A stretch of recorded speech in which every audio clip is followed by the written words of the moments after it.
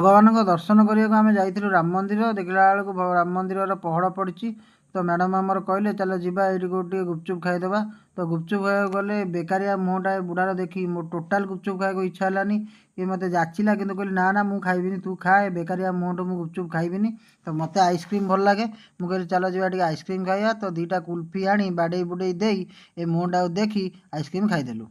ଏବେ ମନ୍ଦିରର ପହଡ଼ ଖୋଲିଗଲା 4:30 ବେଳେ।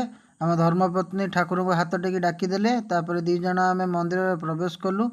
ଯାହା ବି କୁହ ଭାଇ, ଭୁବନେଶ୍ୱର ରାମ ମନ୍ଦିରରେ ଶାନ୍ତି ଗୋଟେ ଅଲଗା ପ୍ରକାର।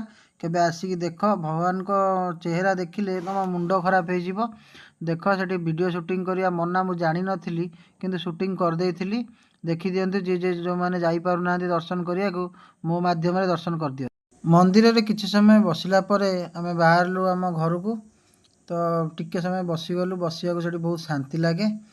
ଆମ ମ୍ୟାଡ଼ାମ୍ ଆଗରେ ଆଗରେ ଚାଲିଛନ୍ତି। ମନ୍ଦିରର ବାମ ପଟେ ଏସବୁ ଦୋକାନ ଅଛି। ଯାହାର ଦରକାର ଯାହା ଜିନିଷପତ୍ର ଏଠୁ ଦେଖିବେ, କିଣିବେ। ଭଲ ଭଲ ବହୁତ ଜିନିଷ ଅଛି। ଭଗବାନଙ୍କର ବସ୍ତ୍ର ବି ବହୁତ ବଢ଼ିଆ ବଢ଼ିଆ ଅଛି ପ୍ରଭୁଙ୍କର। ଆମର ଏ ଗ୍ରହଣରେ ଚେଞ୍ଜ ହେଇଥିଲା ବୋଲି ଆମେ କିଛି ଆଣିଲୁ ନାହିଁ, ନହେଲେ ବହୁତ ବଢ଼ିଆ ବଢ଼ିଆ ବସ୍ତ୍ର, ବହୁତ ସୁନ୍ଦର ସୁନ୍ଦର ବସ୍ତ୍ର ଅଛି। ଯିଏ ଯିବେ ସେଠୁ କିଣିପାରିବେ। ରହିଲୁ। ଜୟ ଜଗନ୍ନାଥ। ଆସନ୍ତାକାଲି ପୁଣି ଦେଖା ହେବ ଏକ ନୂଆ ବ୍ଲଗ୍ରେ।